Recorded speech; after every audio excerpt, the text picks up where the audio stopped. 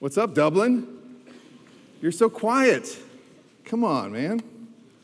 You were so quiet. Don't you remember 4 years ago when I asked you all to stretch your legs and stand up in your chair, and everyone complained, and yet you stood up, and I said, we're going to do some circulation exercises, and I said, please put your arms out like this.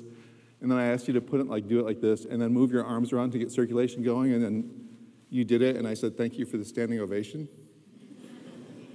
It's before your time. I told my mom I would get a standing ovation in Dublin. I'm Eric Weaver. I am with Mediabrands Worldwide. We are one of many faceless New York ad agencies who has offices around the world. We have one here too. And I would like to talk to you today about something that we are seeing worldwide with all of our clients that has to do with social media marketing. Basically, they're having a massive crisis of faith. How many of you use social media? Dumb question, right? How many of you use it? How many of you work in social media? A few. How many of you want to work in social media when you are in the work world? Because compared to direct mail, am I right? Which is could be the most boring thing ever. Along with display advertising, you were exactly right. Our two speakers ago was exactly right about how display advertising may be the most boring thing ever.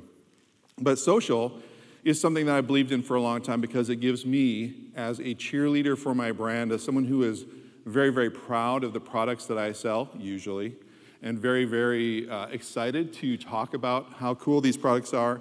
I don't look like it, and this thing isn't working. I'm going to stand over here. I don't look like it, but I am indeed a cheerleader and an ambassador for the clients that I work for because most of the time, I really believe in what they're doing, and I think it's kind of cool, and I want to share it with other people, not in a fake, advertising, intrusive kind of way, but in a real way. I want to share it with people. Some products, it's easier to do that than others. I want to take you back in time. How many of you have always had the internet as your friend? You've always had the internet to check up on your friends. You've always had the internet to do research for school, etc. Oh, come on. Most of you, right? The ones who are students, haven't you always had the internet to do stuff with? So imagine a world now before the internet, which is the world that I come from and people my age. I remember in 1994 when Netscape first came out, the first browser, I was just like, holy shit, this is crazy.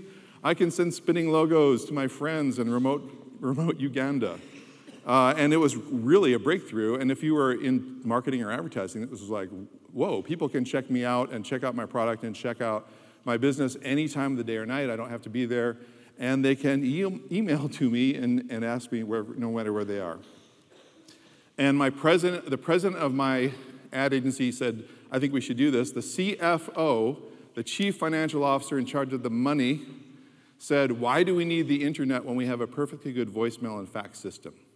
This is the thinking back in 1994. This is crazy kind of breakthrough stuff with this whole internet thing. And of course, we know what that's like now, where this has gone. So we see brands, when we're talking about web marketing, brands are starting to do what we call spacewalks. They're trying to do this for the first time.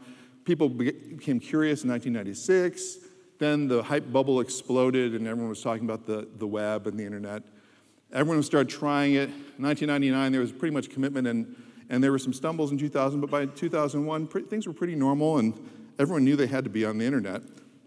And then there was massive disillusion because when everyone is on this new thing that you thought was cool, then it's not cool anymore, just like Facebook for most people. So 2006, Web 2.0, exactly the same hype curve. 2006, I'm a massive nerd, so I was doing podcasting because I thought that was really cool. And we saw in 2007, Walmart put up the very first fan page. It wasn't called a fan page, it was called a discussion group, a branded discussion group. But they did their very first thing, and then there was Unilever and Dove and Axe. And then it became Curiosity. 2009, Oprah got on Twitter, and that was a big deal. And marketers everywhere danced with glee. And CNN started tweeting and all this kind of stuff. 2010, the first iPad, and we had our first apps. We started talking about apps. 4 years ago, we're talking about apps. It feels like 10 years ago to me, but just 4 years ago, we're just talking about apps. And Foursquare, for example, what would that do? So 2011, everyone's deciding to do this. 2012, we have some stumbles. 2013, pretty much everyone's doing it. In 2014, we have run into a problem. People are disillusioned, and all the people who thought social media was cool are now like, well, wow, there's no sexy left in that. Everyone's on social.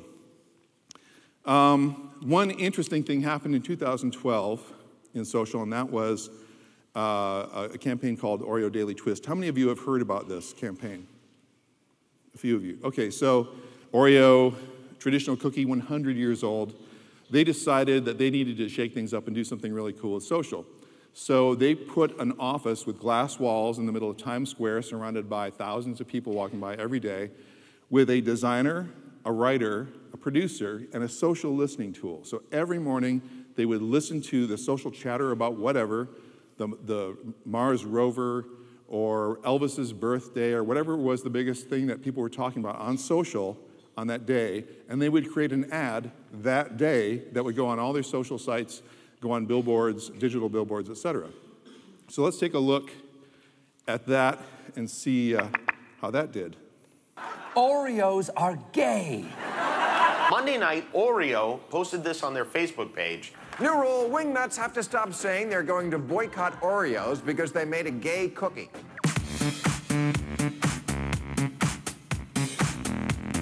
Oreo had a big birthday this year. The challenge? To make this old cookie young. The idea? Make Oreo relevant every day. To do this, we launched a social program called the Daily Twist. 100 pieces of content created in 100 days in honor of the 100th birthday. Here's how it worked.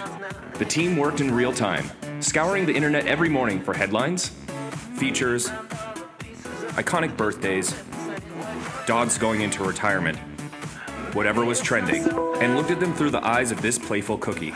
Every day was a production day. Once concepts were developed, there was a full production team waiting in the wings.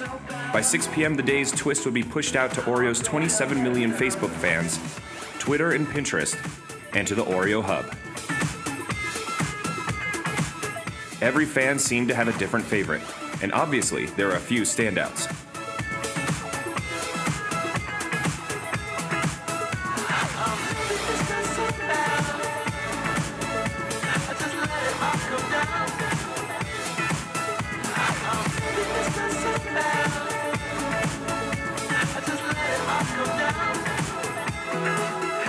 What did we do for our 100th twist? We let our fans decide.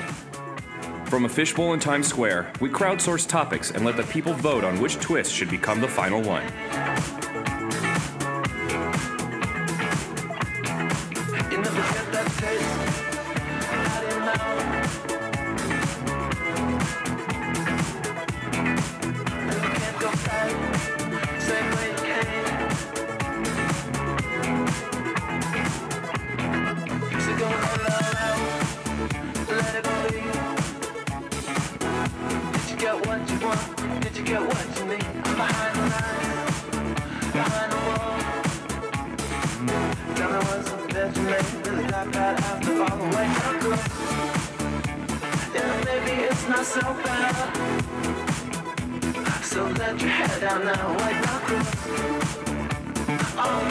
And that's a whole lot of love.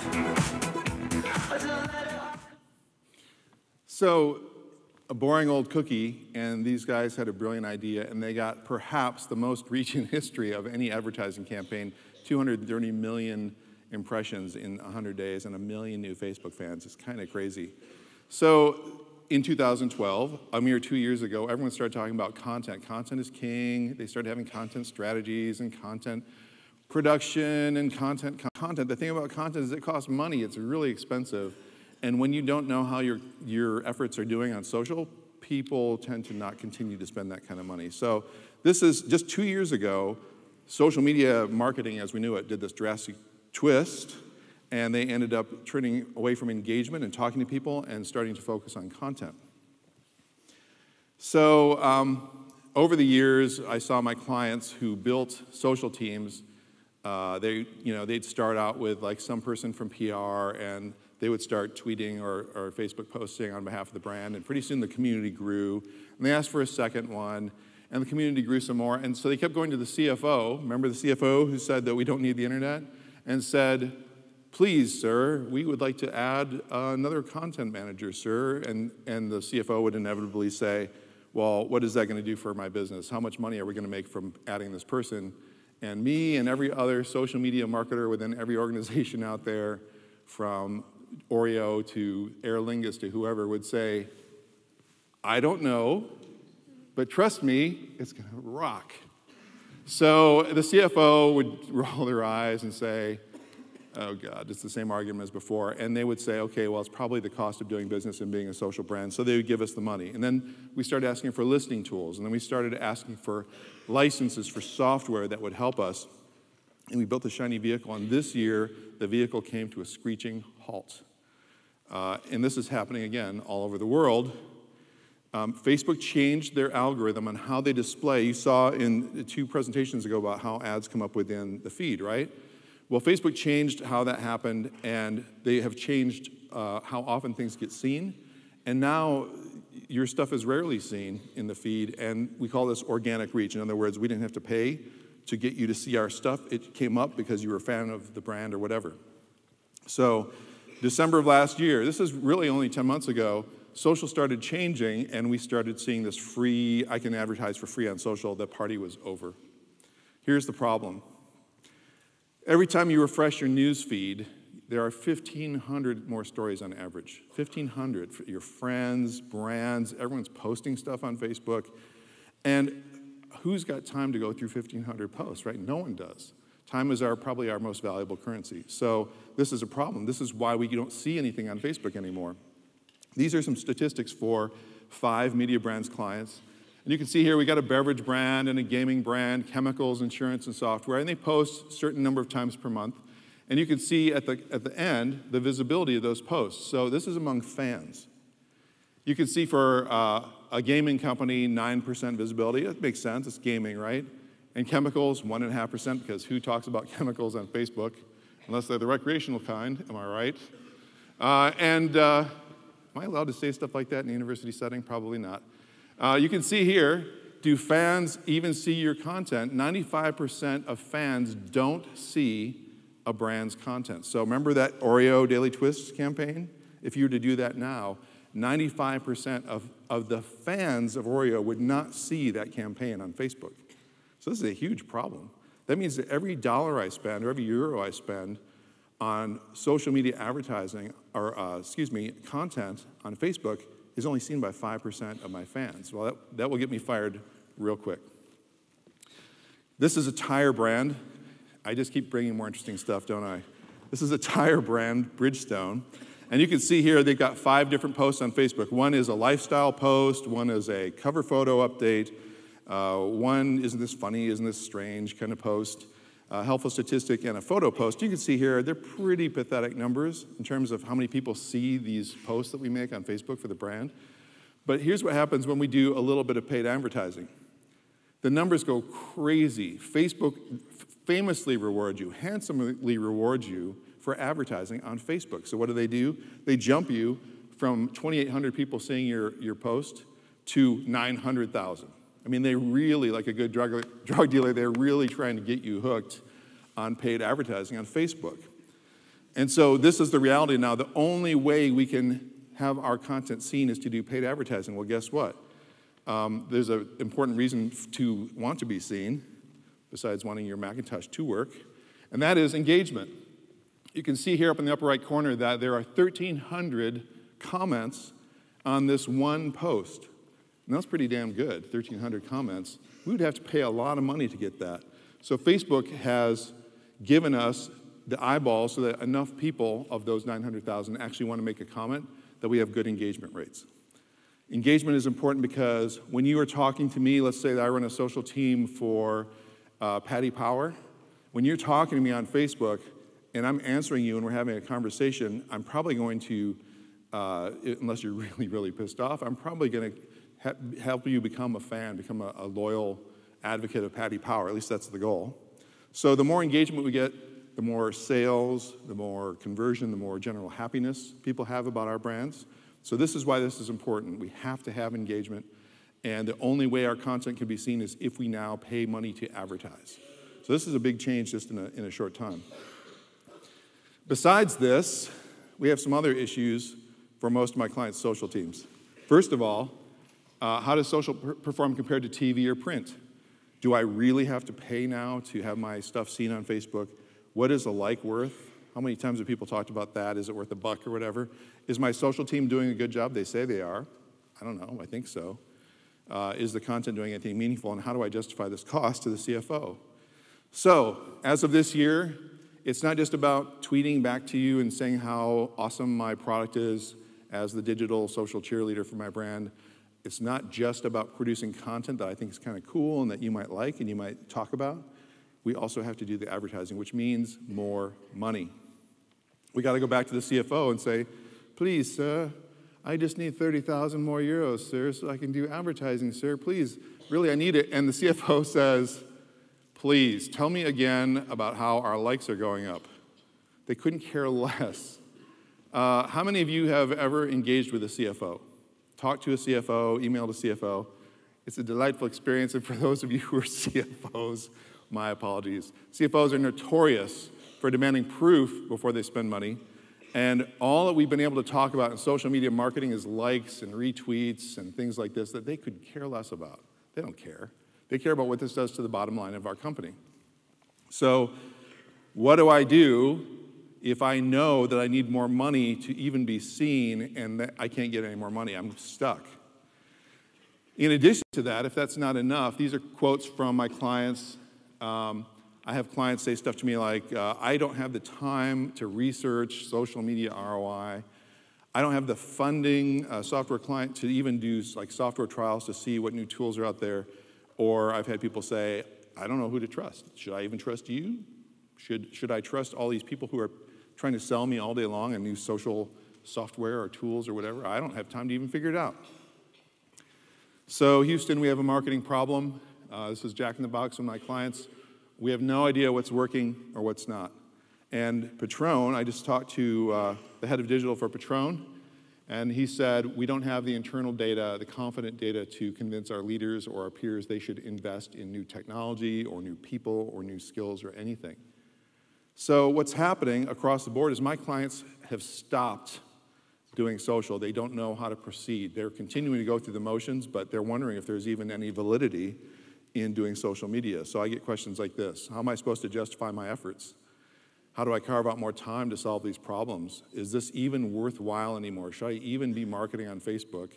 Or, I was one of the cool kids, what happened?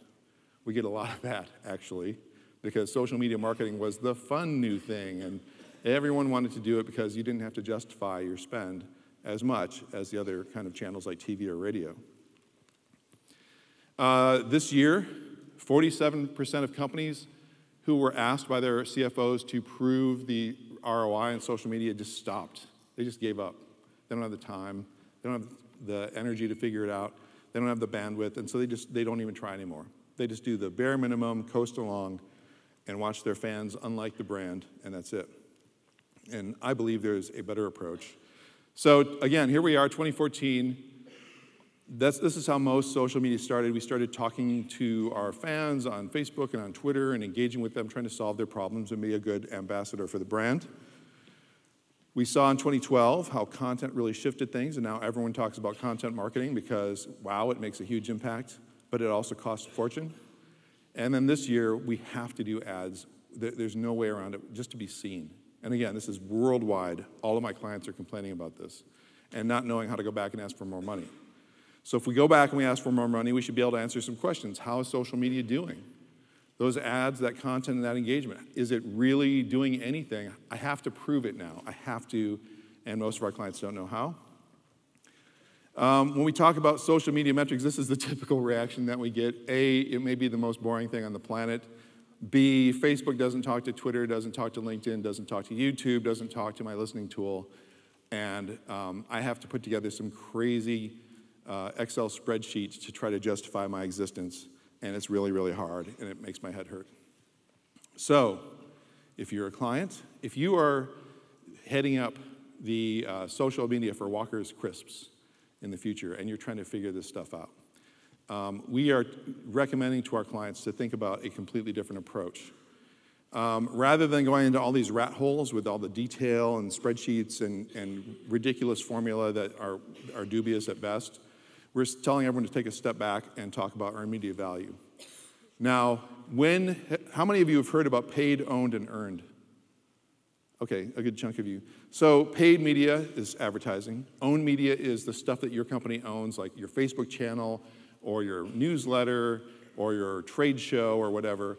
Earned media is when you are tweeting about a brand or you're posting about a brand. Let's say you think you saw a hilarious commercial and you tweeted to your friends, oh my God, lol, ruffle, mow, whatever, that you thought this was amazing, you had to share it. That's earned media. The brand earned the attention and time of you to post something on social, okay? So they all three can work together really well, but let's say that I do something, I run an ad, and 5 of you tweet about it. What is that worth? Is that worth anything? Is that worth money? We're telling people that, yes, it is. It's called earned media value. So if I know that I pay €1 for you to like something when I do paid advertising, then if 5 of you liked it, that means I got €5 worth of paid media value for my efforts. Everyone understand? Following me? How many are not following, not tracking? Totally okay to say yes. It's a weird concept that has been used in PR for years, and we think it's a really good way to step back and measure across everything, Facebook, Twitter, YouTube, whatever, measure across all our social channels, see how we're doing. Rather than worrying about Facebook-specific metrics and LinkedIn-specific metrics and YouTube-specific metrics, let's just look at how much we would have paid for that and take a step back. And let's talk about cash, because guess who only cares about cash? Yes, thank you. So this is what would I have to pay in order to achieve the same results in social. If I do a wildly famous campaign and you guys all tweet about it, like the Oreo thing, those 230 million impressions, how much would I have to pay to get that? I would have to run advertising spots all day long and pay a fortune to get that kind of reaction to basically setting up an office in Times Square for 100 days. So now when I'm talking to the CFO and I'm talking about it in cash, the CFO is very, very excited, of course, because now I'm talking in a language that they understand. This is from this year. I won't bore you with the details, but basically the Internet Advertising Board, which if you're in the digital marketing program here, you're aware of, they are sort of the arbiters of all things digital marketing, and they came up with an idea that this year, for all consumer packaged goods brands, all Procter & Gamble, Unilever, anything that you buy at Spar or Tesco, that a share, if you share my ad, that's worth 92 cents US. They came up with this broad figure for all brands that are selling stuff in stores, which I laughed. I think that's hilarious because that's so broad brush. Do you think Unilever or Procter & Gamble is going to pay the same amount for advertising that Abracadabra is? Hell no. So we need to stop talking about those kind of numbers and look at a model that we created we call Performly. Imagine, if you will, that you need to figure out what your social, how it's performing. Performly uses the program interfaces to Facebook, Twitter, and YouTube to pull all the data out from those sites based on what you did. So you ran an ad, you tweeted something hilarious on Twitter, on the company's Twitter page, or you posted a YouTube video. Performly will reach in programmatically, automatically, and pull out the data of what you did and who responded, who liked the brand, who talked about it, who shared it, who linked it, who retweeted it, whatever. It pulls out all that data, and then it prices it according to what that company would have paid for that specific thing today. So no more broad brush strokes. It's very, very accurate, and it puts out this information into a dashboard for our clients. So the clients can see how things are working in social at any given time. How many of you think that 1 million fans is better than 10,000? A few of you, maybe 30%. How many of you think that 10,000 fans can be more powerful than 1 million? Good answer. So if I've got 10,000 fans who are talking their heads off about how awesome I am, it's going to go way further in social media, especially in search engines, than if there are 1 million people who just clicked like, right, and then walked away. So this is what we're going for, is we're going for 2 things. We want to add fans, because more fans mean more people see our stuff, and we want to have them engage with us. We want to have them talk, because when they talk, when you post about Ryanair, you're creating a touch point that is found in Google. So when I'm searching for Ryanair deals or reviews or bad experiences, I find your touch point that you created about the brand that marketing didn't. So as consumers are generating these touch points, this is really good stuff. So you can see here in August, this is one of our clients. In August, they created a Facebook, they did their engagement and their ads, et cetera. And in August, they posted some stuff that it made everyone click like. Let's say it was a cute kitten picture with a kitten yawning. Oh my God, isn't that beautiful? And everyone clicked, oh, that's so sweet, and they clicked like, and then they walked away and they did everything else that they do on Facebook. That's okay, that's not great. So we said, whoa, you gotta change your creative approach, and you want engagement, you want people talking about the brand, and so they changed their creative approach, and in September, they posted something that was very controversial. They're gonna try to cash in on news of the day, some controversial thing. And people all got on there and talked about it because they felt very strongly about this current event, but no one clicked like. So, still a fail.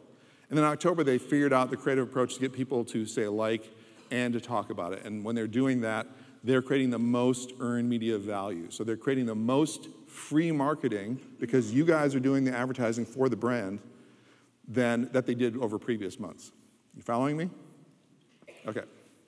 So let's say I go to the CFO and I say, please, ma'am, I only need 10,000 to do my promoted story on Facebook. And she says, okay. So Performally reaches in and says, your ad generated 12,500 new fans. Now, what are they saying on Facebook? Or what are they saying on Twitter or YouTube? And it pulls all that data out too, and it prices every single thing that they did, and it says, you generated $47,000 or euros or whatever of earned media value. So I can go back to the CFO now, and she says, how's your social campaign doing? What'd you do with that 10,000 euros I gave to you? And I can say, well, I generated $47,000 of free advertising with your $10,000 investment. Thank you very much. And she might say, what if I gave you 20,000? So this is a new kind of approach to this thing of social media ROI. It is not true ROI. It's not the holy grail of you gave me 10,000 and I produced 50,000 of sales. That's what most CFOs want to hear. But it's so much closer than we were before. It's still incredibly difficult to track social media ROI because you have to do it differently for every single client. You can't really do it programmatically on scale.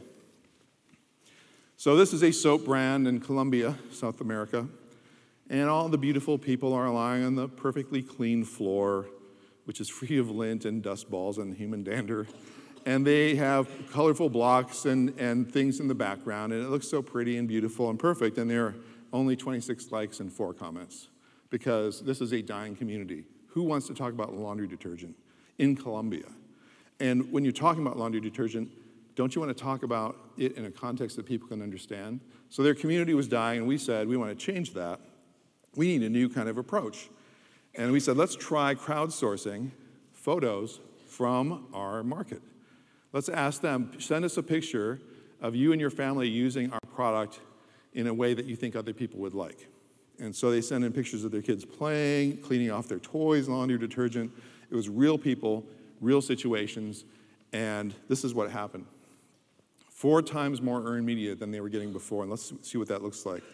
You can see before and after in blue and yellow. They earned about 500,000 US of earned media value after they changed their approach. So they rethought how they were posting on Facebook, and they earned, let's just call it euros, 500,000 euros worth of free advertising. Their video views jumped drastically. They got almost 300,000 euros of video views that they didn't have to pay for. And more shares, and you can see in the corner here, fan loyalty. How many of you have unliked a brand because you just got annoyed with how many times they were posting? Okay, most people, right? It's really annoying. It starts to feel a lot like predatory spam that stalks you and stalks your friends. And so we don't want to do that. I don't want to publish stuff that you don't want.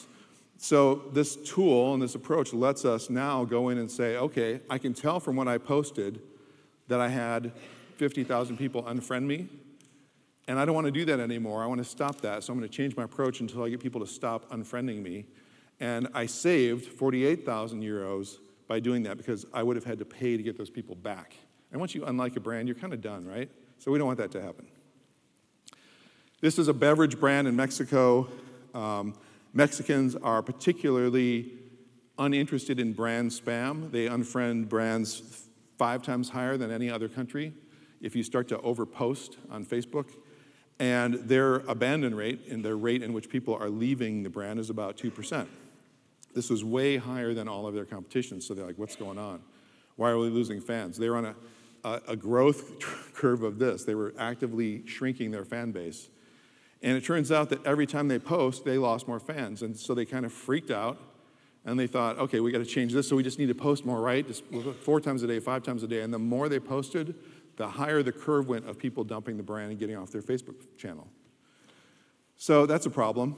So we changed that, and we got people to stick around by changing the approach, and they saved 300,000 euros worth of fans over 8 months. That's a lot of money for some of these smaller brands. It's a lot of money. So this is how social can actually, you can measure your social performance to keep your fans from leaving. This is Unilever. Unilever had an idea that, we do all these pretty videos and they cost a fortune to produce. What if we reuse them across multiple brands that have a similar target audience? Let's say it's women 18 to 26 is our target audience. What if we just put a different logo on the front of the video and we showed it in these other fan pages? And sure enough, they were able to reuse their videos and save over 130,000 euro worth of production. So basically what we do is this software tool automatically prices everything that you do in social media for the first time, and it puts a price on it so you can tell which things are doing well and which ones aren't. This is kind of a breakthrough. So we use this tool for these kind of things because for the first time as the social media cheerleader, I don't have to go to the CFO and not have a number for them. I can talk to them about money and how I'm saving them money, how I'm saving them fans, and how we're not spending in certain areas. I can also go to the budget table when people are figuring out at the beginning of the year how much I'm going to spend in digital, how much I'm going to spend in email, trade shows, direct mail, whatever, and now I can talk about social media. And I can do this automatically without even opening Excel once. So this is a big deal because consumers generated 500 billion impressions per year. That's about 25% of what advertisers create when they create touch points for the brand. So I run commercials or whatever, and I'm having an audience. A quarter of those are coming just from people talking on social channels about the brand. So this is why earned media is really important. I'm going to wrap things up here with T-Mobile. T-Mobile is probably the number 4 U.S. Mobile carrier. And T-Mobile has 418,000 followers on Twitter. That's pretty good, right? We measured how much they tweeted and what kind of reaction people were creating based on what they tweeted. Their tweets alone, their Twitter channel alone, generated over $20 million worth of free advertising.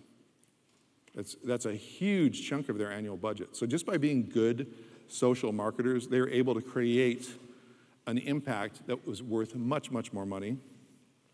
And you can see just on one day, they earned $900,000 worth of chatter, of free advertising by posting something on Twitter. This is their chief marketing officer, John Laguerre. John is a crazy guy. He actively posts on Twitter, AT&T sucks, Verizon is awful, you should dump Vodafone right now. He's braver than most because they're number 4, so they can be brave. He alone has 550,000 Twitter followers. So he's got more than his own company.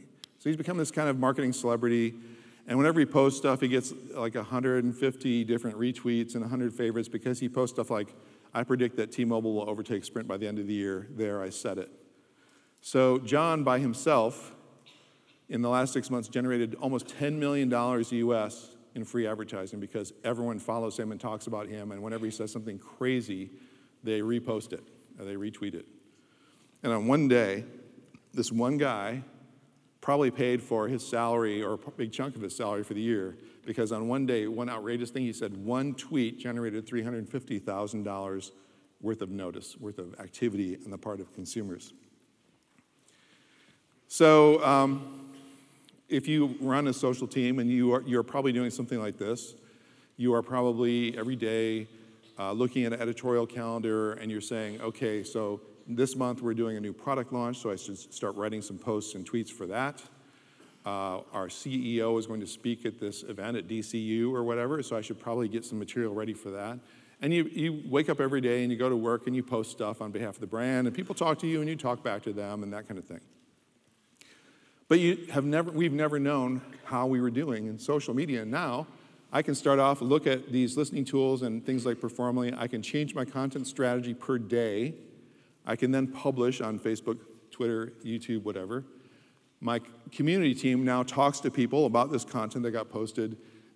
The consumers share and fave and retweet stuff. And then I can change the paid, owned, and earned levers. I can adjust things. So this one piece of content looks like it's going viral in terms of how much money it's generating.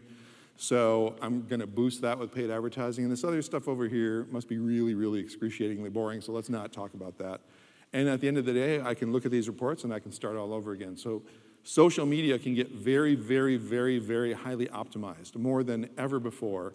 And social media can become this really rich way to post what people want. Because at the end of the day, as an advertising guy, I don't want to post what people don't want. I don't want to interrupt their day with those stupid video pre-roll ads on YouTube that you have to sit through and it says video will end. You can skip in 5 seconds. God, what's the point?